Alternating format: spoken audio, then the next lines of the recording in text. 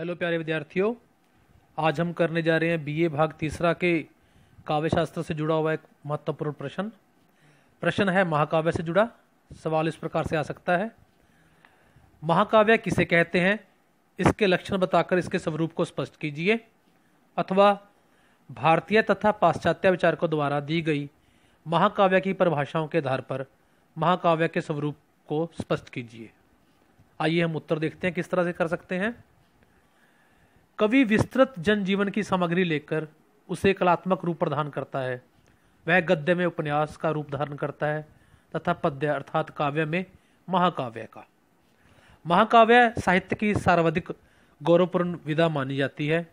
प्रायः महाकाव्य की रचना करने वाले कवि को महाकवि तथा शेष कवि कहकर महाकाव्य की महत्ता प्रकट की जाती है।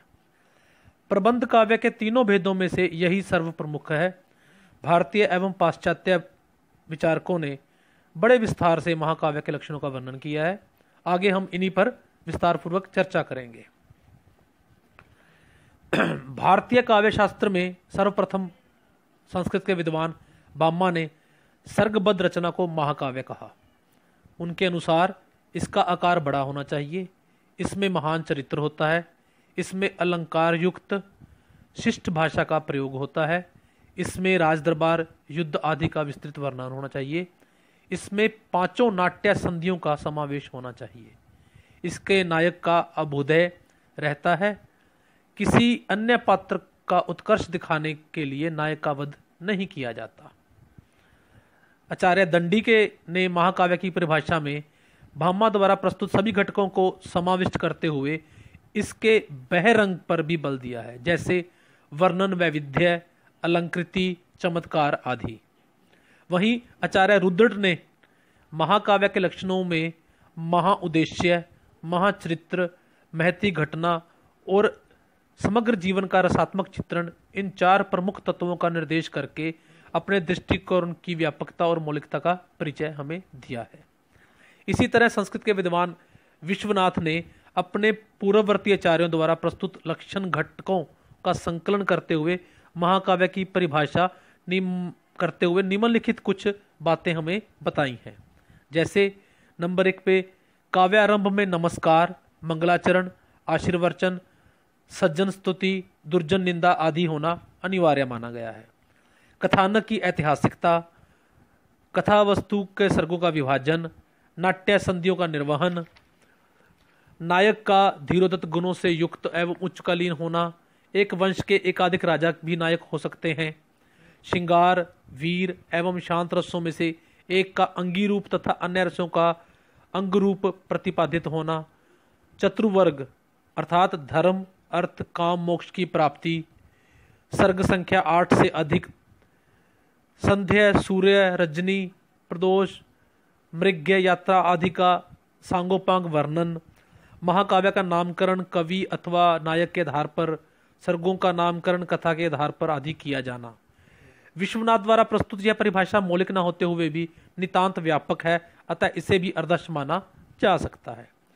इधर आधुनिक हिंदी काव्य शास्त्र में संस्कृत की उक्त परंपरा को स्वीकार करते हुए भी पाश्चात्य साहित्य एवं काव्य शास्त्र से प्रेरणा ग्रहण करते हुए महाकाव्य के संबंध में कुछ नूतन धारणाएं प्रस्तुत करने का प्रयास किया गया है। सर्वप्रथम इसमें आचार्य शुक्ल ने महाकाव्य के केवल 4 तत्वों को महत्व प्रदान किया है। इतिवृत्त, नंबर 2 वस्तु व्यापार वर्णन, नंबर 3 भाव व्यंजना और नंबर 4 संवाद। इनके अतिरिक्त उन्होंने परोक्ष रूप से संदेश की महत्ता एवं शैली की प्रौढ़ता को भी महाकाव्य का प्रमुख लक्षण स्वीकार किया है। वहीं डॉक्टर नगेंद्र ने लॉन्जाइनस के उदात्त सिद्धांत को ध्यान में रखते हुए महाकाव्य के 5 आधारभूत तत्व स्वीकार किए हैं। नंबर 1 उदात्त कथानक, नंबर 2 उदात्त कार्य अथवा उद्देश्य, नंबर 3 उदात्त चरित्र, नंबर 4 उदात्त भाव और नंबर 5 उदात्त शैली। भारतीय विचारकों के अनुसार जो महाकाव्य की ये परिभाषाएं की गई हैं, यदि उनको ध्यान में रखकर हम इनके तत्वों का या इनके अंशों का वर्णन करें तो वो निम्नलिखित रूप से हमारे सामने आता है। नंबर 1 महाकाव्य की कथा विस्तृत होती है, उसमें जीवन के किसी अंश या खंड की कथा का वर्णन नहीं, अपितु पूरे जीवन का कथा वर्णन होता है। नंबर 2, महाकाव्य सर्गों में बंधा होना चाहिए तथा सर्गों की संख्या 8 से अधिक स्वीकार की गई है। नंबर 3, महाकाव्य की कथा किसी सज्जन महापुरुष के जीवन पर आधारित होनी चाहिए। नंबर 4, महाकाव्य का नाम या तो कवि के नाम पर या काव्य की प्रमुख घटनाओं के आधार या फिर नायक अथवा नायिका के नाम पर आधारित होना चाहिए। नंबर 5, महाकाव्य की कथा प्रसिद्ध होनी चाहिए, चाहे वह इतिहास में प्रसिद्ध हो या पुराण में या फिर लोक जनजीवन में प्रसिद्ध हो। नंबर 6, महाकाव्य का आरंभ या तो प्रकृति वर्णन से या मंगलाचरण से या फिर आशीर्वचन से होना चाहिए। नंबर 7, महाकाव्य का नायक किसी उच्च कुल में उत्पन्न क्षत्रिय होना चाहिए। एक वंश में उत्पन्न अनेक राजा भी महाकाव्य में आ सकते हैं, लेकिन उनमें धीरोदत्त नायक के गुण होने अनिवार्य हैं। नंबर 8, महाकाव्य में जीवन की समस्त सुख दुखमयी भावनाओं की अभिव्यक्ति होने के सभी रसों का वर्णन रहता है, परंतु प्रमुखता वीर रस, श्रृंगार रस एवं शांत रस में से किसी एक को प्रमुखता दी जानी चाहिए। महाकाव्य नंबर 9, महाकाव्य के प्रत्येक सर्ग में प्रायः एक ही छंद का प्रयोग होता है। सर्ग के अंत में आगामी सर्ग की सूचना देने हेतु छंद परिवर्तन होता है। छंदों के चमत्कार का प्रदर्शन करने के लिए अथवा अद्भुत रस की निष्पत्ति के लिए एक ही सर्ग में अनेक छंदों का प्रयोग भी हो सकता है। नंबर 10 पे है जी, महाकाव्य के जीवन एवं वर्णन की विविधता एवं यथार्थता होनी चाहिए। सूर्य, चंद्रमा, आकाश, वन, पर्वत, नदी, समंदर आदि प्रकृति के विभिन्न रूपों तथा मनुष्य के विभिन्न भावों का वर्णन महाकाव्य में होना चाहिए। नंबर 11 पे है हमारे पास, महाकाव्य को समाज में आदर्श की स्थापना हेतु सत्कार्य करने वालों की प्रशंसा एवं दुर्जनों की निंदा करनी चाहिए।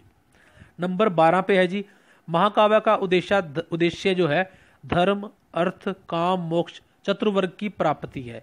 इस उद्देश्य की प्राप्ति के लिए नायक को विभिन्न प्रकार के संघर्ष कर धर्म की रक्षा अथवा परोपकार के लिए अपने आप को संकट में डालना चाहिए।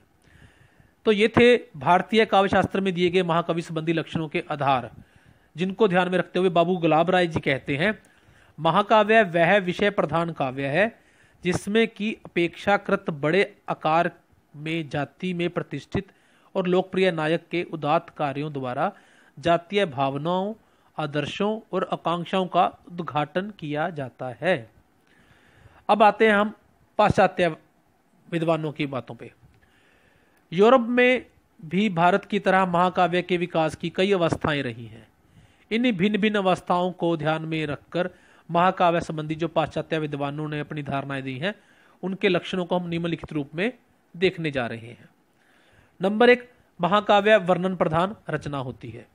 नंबर 2, इसका कथानक ऐतिहासिक अथवा प्रख्यात होता है जिसमें कवि की कल्पना को भी आश्रय मिल जाता है।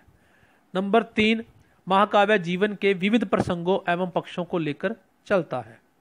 नंबर 4, कथानक प्रख्यात होने के कारण इसका नायक भी सुविख्यात एवं समाज में अच्छा व्यक्तित्व या अपना प्रभाव डालने वाला होना चाहिए।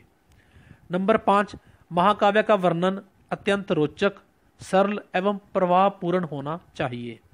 नंबर 6, महाकाव्य में प्रायः वीरभाव प्रमुख होने के कारण वीरता के लिए उपयुक्त छंदों का प्रयोग होना चाहिए, लेकिन प्रेम आदि भावों के वर्णन के समय तदनुरूप मतलब उसी अनुसार छंदों का वर्णन भी उचित होना चाहिए। नंबर 7, महाकाव्य को महान उद्देश्यों को लेकर चलना चाहिए। नंबर 8, महाकाव्य में सत्य के उद्घाटन के साथ साथ आनंद एवं मनोरंजन का भाव भी रहना चाहिए। तो ये भारतीय और पाश्चात्य विद्वानों ने अपनी अपनी तरफ से जो इसकी परिभाषाएं दी, उनके आधार पर हमने उसके लक्षणों को या उनमें होने वाले सम्मिलित तत्वों का वर्णन किया है। यदि हम ध्यान से देखें तो महाकाव्य संबंधी भारतीय एवं पाश्चात्य लक्षणों का संक्षिप्त अध्ययन करने से ये बात स्पष्ट हो जाती है कि भारतीय एवं पाश्चात्य धारणाओं में पर्याप्त समानताएं, काफी हद तक समानताएं दिखाई देती हैं दोनों में। जैसे कि महाकाव्य की कथा वस्तु का प्रख्यात होना, चरित्र या नायक का उदात्त गुणों से परिपूर्ण होना, कथानक का विस्तृत एवं गंभीर होना, उसका जीवन के विविध पक्षों को लेकर चलना, आदर्श की स्थापना एवं उच्च भावों की विजय दिखाना आदि ऐसे हैं जो कि महाकाव्य की मूलभूत बातें स्वीकार की गई हैं, और ये दोनों भारतीय और पाश्चात्य काव्य शास्त्र के विद्वानों द्वारा मान्य की गई हैं। इसलिए हम ये कह सकते हैं कि ये लगभग दोनों तरफ से काफी समान रूप में हमारे सामने आता है। अभी विद्यार्थियों, हम इसके साथ ही लगे हाथ ये कर लेते हैं कि महाकाव्य के भेद जो है वो पाश्चात्य और विद्वानों ने क्या क्या स्वीकार किए हैं या भारतीय विद्वानों ने क्या स्वीकार किए हैं। संक्षेप में हम उस पर भी बात कर लेते हैं। महाकाव्य के भेद। पाश्चात्य विचारकों की विचारधारा को ध्यान में रखकर विद्वानों ने महाकाव्य के निम्नलिखित 2 भेद स्वीकार किए हैं। विकासनशील महाकाव्य, जिसे एपिक ऑफ ग्रोथ कहा जाता है, और नंबर 2 पे है कलात्मक महाकाव्य, जिसे एपिक ऑफ आर्ट कहा जाता है। विकासनशील महाकाव्य एवं वह महाकाव्य है जिसकी कथा निरंतर विकसित होती रहती है। भारत में महाभारत तथा पृथ्वीराज रासो आदि ग्रंथ इस कोटि में आ सकते हैं। वहीं कलात्मक महाकाव्य में कलात्मकता पर अधिक बल दिया जाता है, जैसे कामायनी जो महाकाव्य है वह कलात्मक महाकाव्य की श्रेणी में रखा जा सकता है, जिसे हम एपिक ऑफ आर्ट कहते हैं। वहीं भारतीय जो है, यदि हम उनके भारतीय विद्वानों को ध्यान में रखें, उनके दृष्टिकोण को ध्यान में रखें, तो काव्य के प्रमुखता 4 भेद भागों में बांटा जा सकता है या 4 भेद स्वीकार किए गए हैं। जैसे कि नंबर 1 कथा प्रधान महाकाव्य, जैसे महाभारत आदि। चरित्र प्रधान महाकाव्य, जैसे रामचरितमानस, साकेत आदि। भाव प्रधान महाकाव्य, जैसे कामायनी। अलंकृत महाकाव्य, जैसे कि रामचंद्रिका आदि। तो विद्यार्थियों, ये हमने संक्षेप में उसके साथ महाकाव्य के भेदों पर चर्चा कर ली।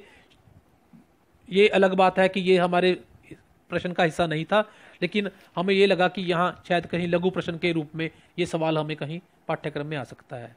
धन्यवाद विद्यार्थियों, जल्दी ही मिलते हैं अगले सवाल के साथ।